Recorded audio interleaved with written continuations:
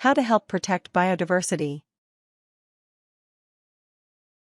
All plant and animal species are interconnected and depend upon one another, forming a web of life. These connections create a more biologically diverse world able to protect itself from damage, such as viruses and wildfires. Disruptions to these connections, however, reduce biodiversity and threaten human health, livelihood and survival. Population growth, pesticide use, monoculture farming and gardening, and climate change are such disruptions. In the last 40 years alone, the number of mammals, birds, reptiles, amphibians, and fish worldwide has decreased in half. There are a number of ways, though, that you can help protect biodiversity, through reducing your use and the agricultural use of pesticides, changing your consumption habits, and advocating knowledgeably to the right people about the need for change. Method 1: Encouraging local biodiversity. 1. Reconsider your lawn. Many people do not realize that they are contributing to a monoculture in a major way by having a grass lawn. Many people like having a large grassy area that is fairly easy to maintain and offers a nice place for children and pets to play. However, by maintaining a grassy lawn, you are choosing to exclude other types of plants. Consider converting a portion of your grassy lawn into a more diverse area by planting a flower or vegetable garden, trees, or a variety of bushes. 2. Diversify your garden. The more diversity you have in your garden and your yard, the more resistant they are to pests and disease. Plant flowering trees, shrubs, and other plants and flowers to attract bees, butterflies, and other pollinators. Choose flowering plants native to your region, or plant clover, alfalfa, and other flowering cover crops that will attract bees, replenish nutrients, and prevent erosion. You can selectively choose which pests and weeds you want to get rid of, keeping as many beneficial ones as possible to enhance soil health and to provide a habitat for needed insects and other animals. 3. Embrace your weeds. Many plants that we think of as weeds are beneficial to the biodiversity of our yards. Some weeds are actually edible and can be a great, free addition to your diet. Even if you choose not to eat your weeds, plenty of insects may choose to snack on your weeds instead of your garden. Some weeds can actually deter pests from entering an area as well. You can certainly pick and choose which weeds you allow to stay on your property. You can decide, for example, to get rid of poison ivy, but keep dandelions or thistle. Encouraging biodiversity does not insist on allowing every plant or animal species free range of your land. 4. Consume conscientiously. In addition to promoting biodiversity in your own yard, you can encourage regional biodiversity by buying a variety of local fruits and vegetables. Most areas, even urban settings, have farmers markets, gatherings of local farmers selling their produce, baked goods, meat, eggs, and dairy products in one place. Buying as much of your food as possible from a local farmer's market promotes your local economy, enables you to find out details about how your food was grown, and gives you the opportunity to learn about fruits and vegetables you may never have tried before. Developing a relationship with the person who cultivates your food also enables you to make requests for different practices, such as minimal or no pesticides, no hormones in meat animals, and a wider diversity of products. 5. Increase biodiversity in urban landscapes. Diversifying the bioculture in farmland, lawns, and gardens is critical in protecting biodiversity, but there are also many places within urban areas that also need attention.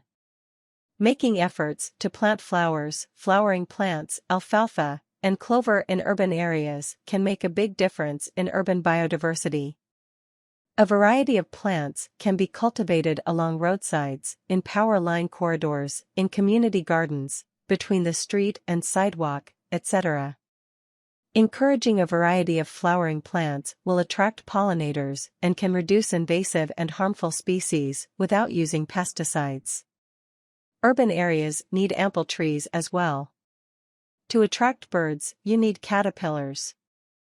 And to attract caterpillars, you need to plant the right trees. Oak trees are particularly helpful in doing this, as are trees native to an area. Method 2: Reducing pesticide use.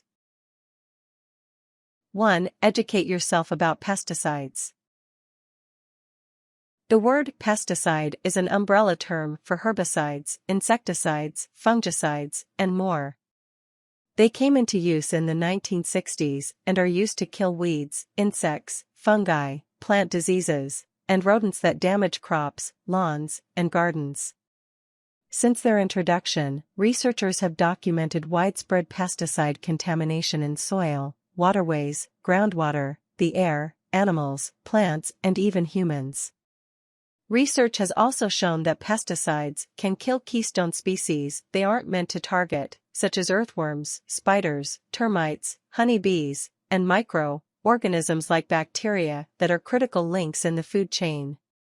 For instance, honeybees and wild bees pollinate 71 of the 100 crops that constitute 90% of the world's food supply.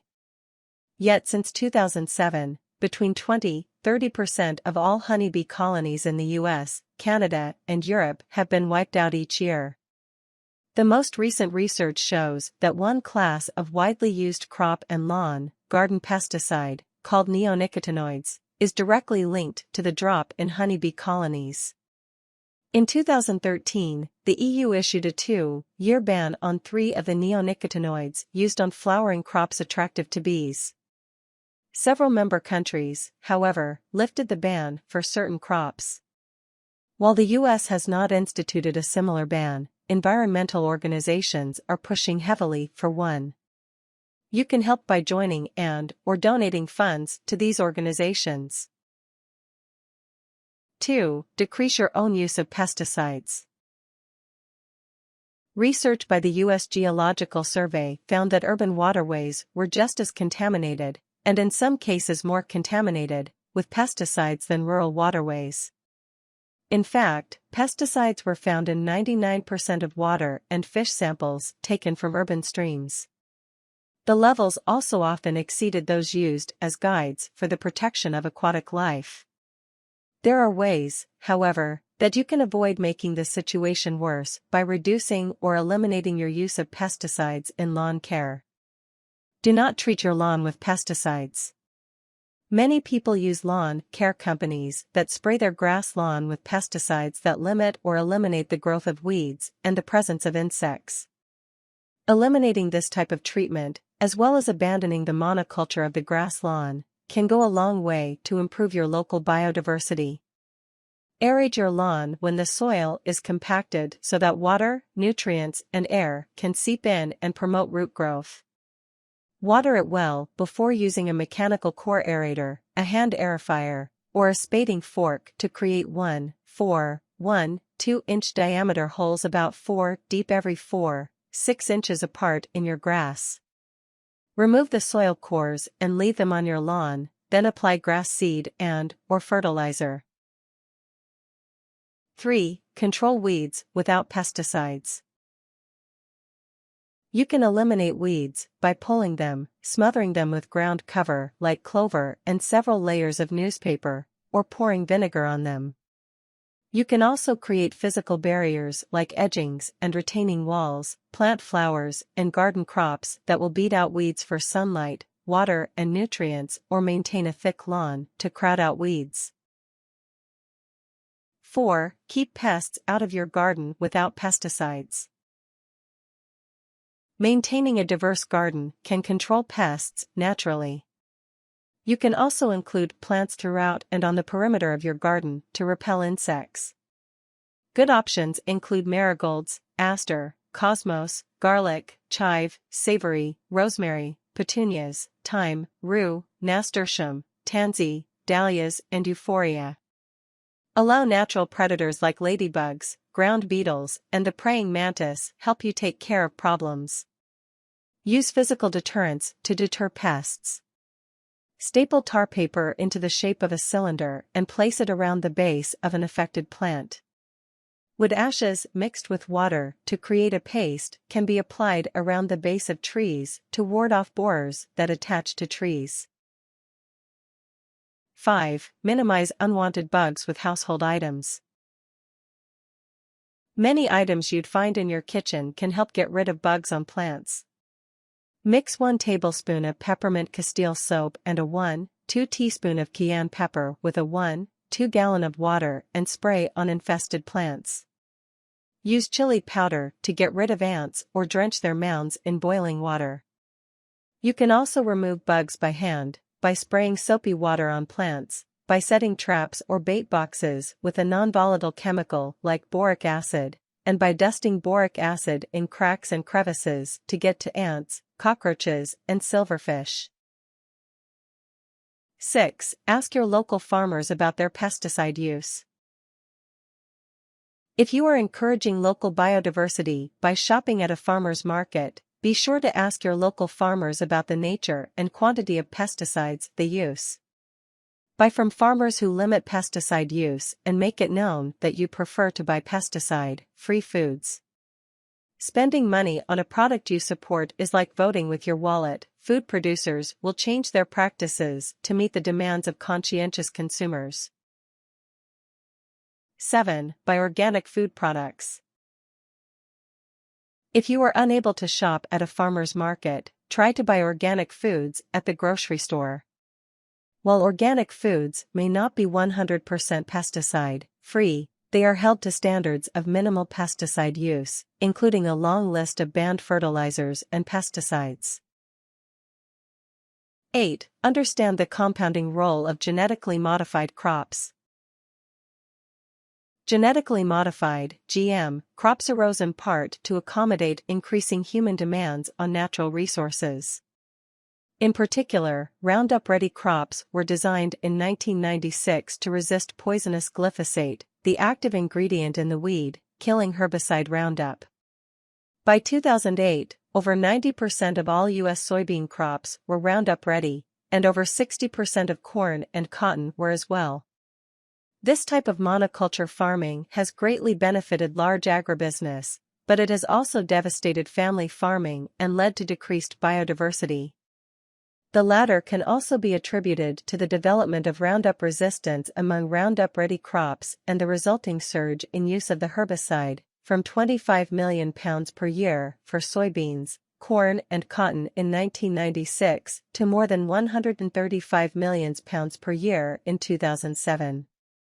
Like neonicotinoids, studies have found that glyphosate has contaminated waterways, soil, air, groundwater, and our food.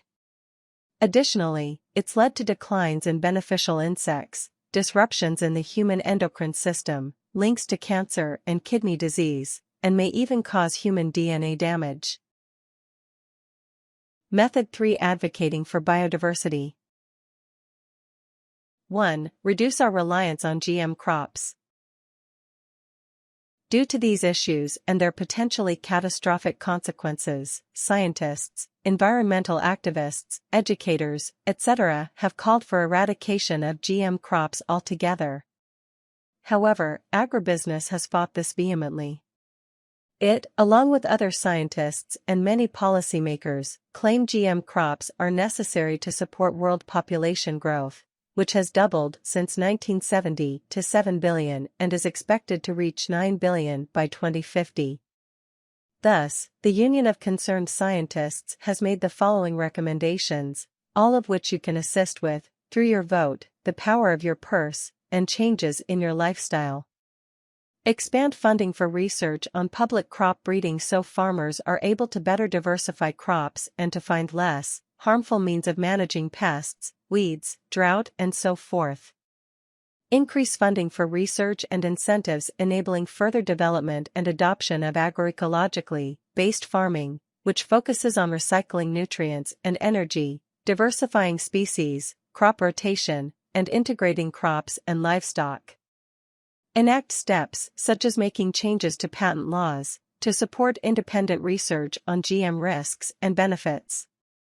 Be more rigorous in independently reviewing GM product approvals so they don't reach the market until the risks and benefits are better understood. Create and support food labeling laws so consumers know when they are eating foods containing GM crops. 2. Craft a persuasive message. Most people will agree that they want a world with a varied natural environment for their grandchildren.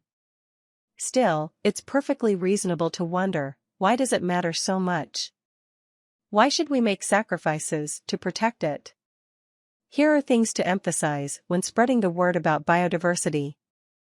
Biodiversity has an effect on local and global economies. Humans make a lot of money off of biologically diverse ecosystems.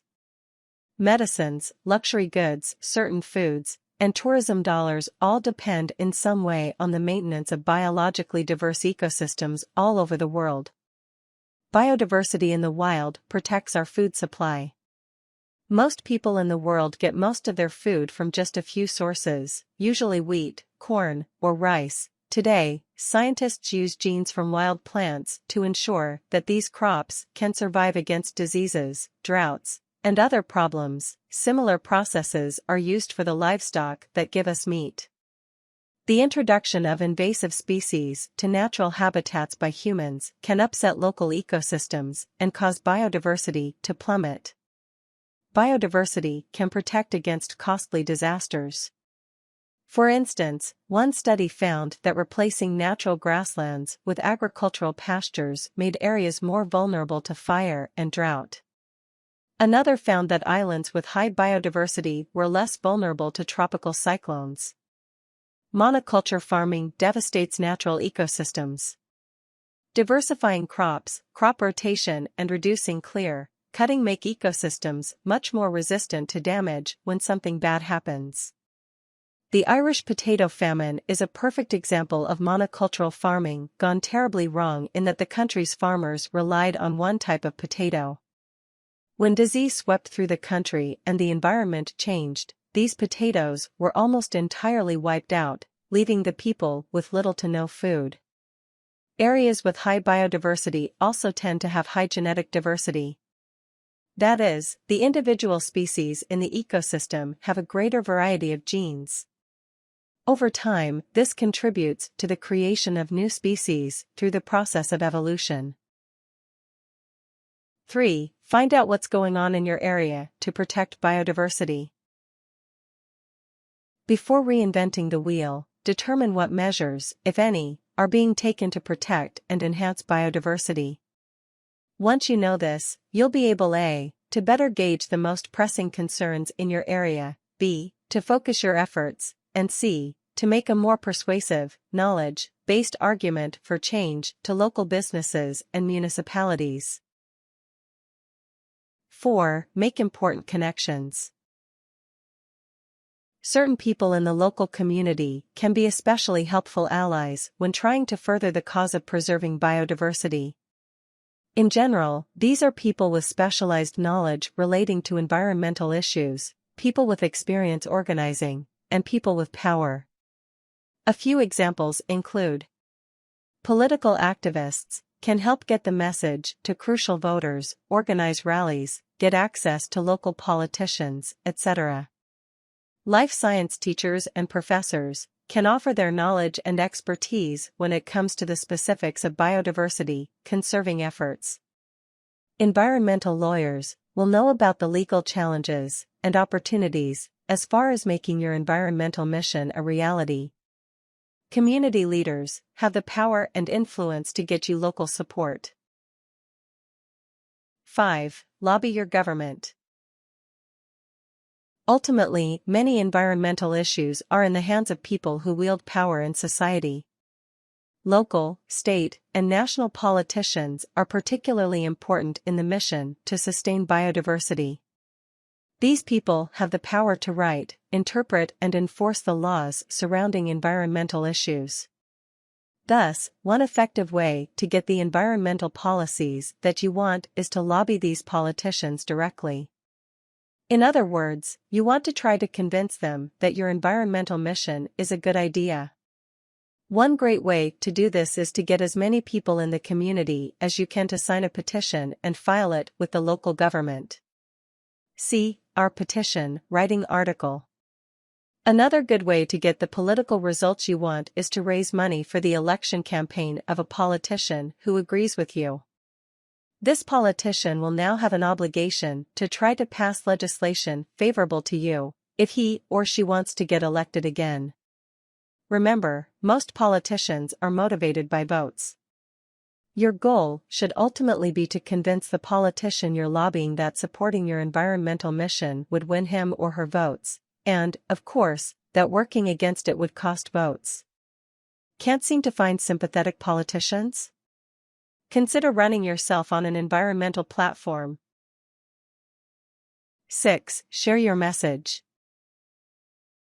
The more people you reach out to, the better chance you have of seeing the biodiversity changes you want. Getting the word out about your mission is crucial to success. Luckily, there are many ways to do this. Here are a few ideas. Use social media. Today, people spend a good deal of time on websites like Facebook, Twitter, and so on. A social media campaign can help you capture the attention of thousands of internet browsers, thereby raising awareness and support for biodiversity. See how to use social media to spur political change. For more information, speak at local events. Local community gatherings, like religious services, town hall meetings, public events, etc., will often give reputable causes the chance to speak for free or cheaply. Make the most of these opportunities to reach out to community members directly about biodiversity.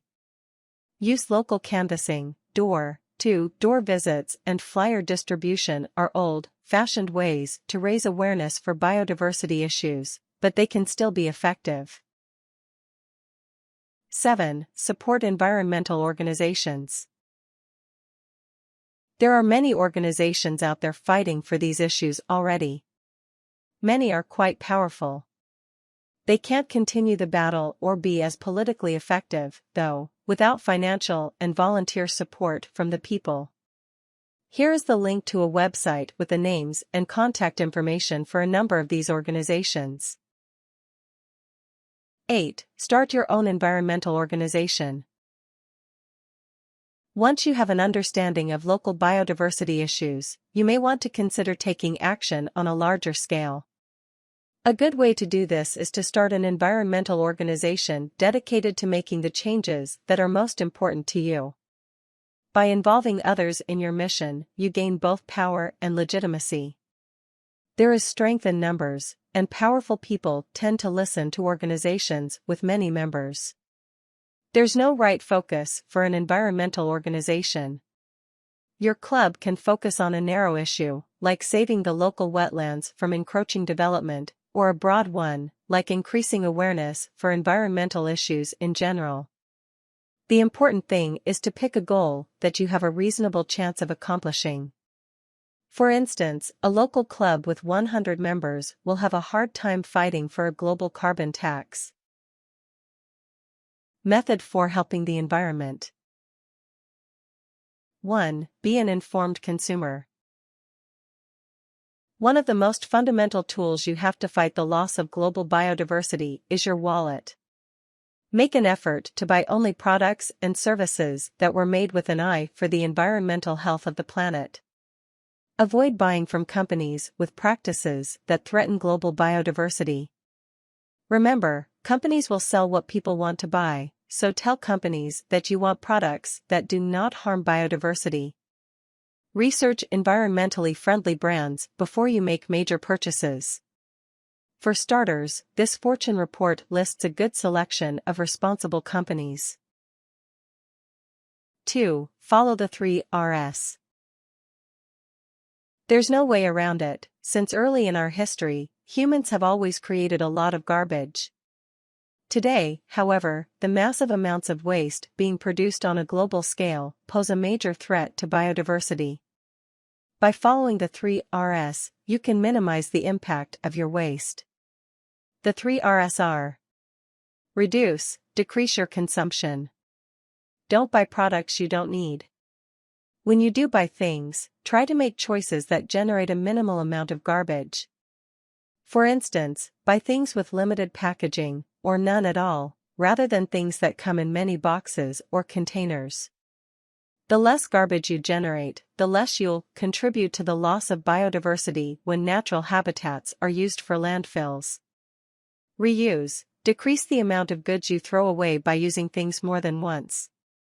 One easy example is bringing a backpack or a reusable bag to the grocery store so that you don't use new bags. See our home organization articles for more great ideas.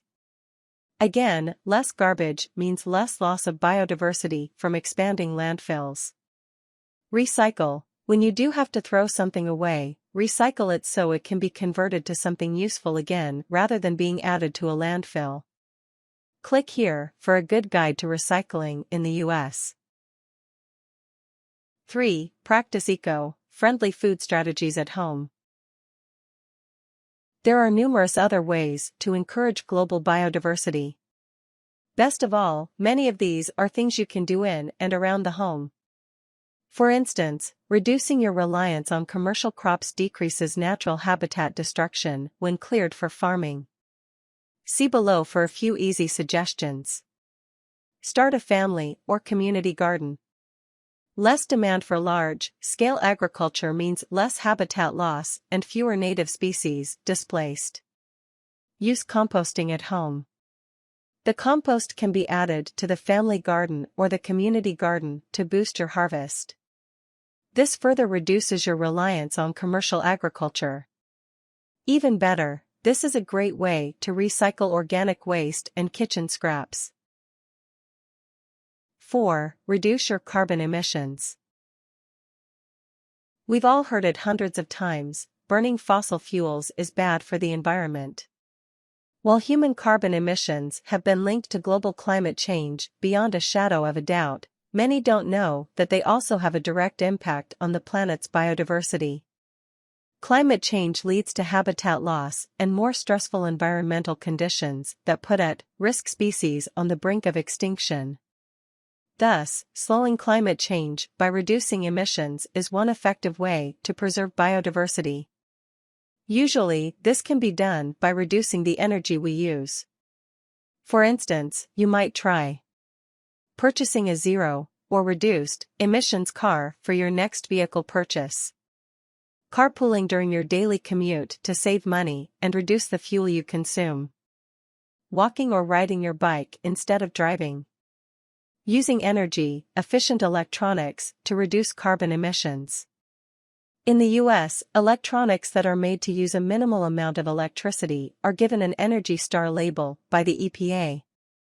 Look for this label. Investing in efficient insulation and heating for your house to reduce energy usage. Considering alternative home energy sources like solar panels, which were once too expensive for many people, but are getting cheaper each year. Tips. To fully understand the impact of a monoculture, have the soil in your grass lawn tested and compared to soil from a local wild area, such as a forest,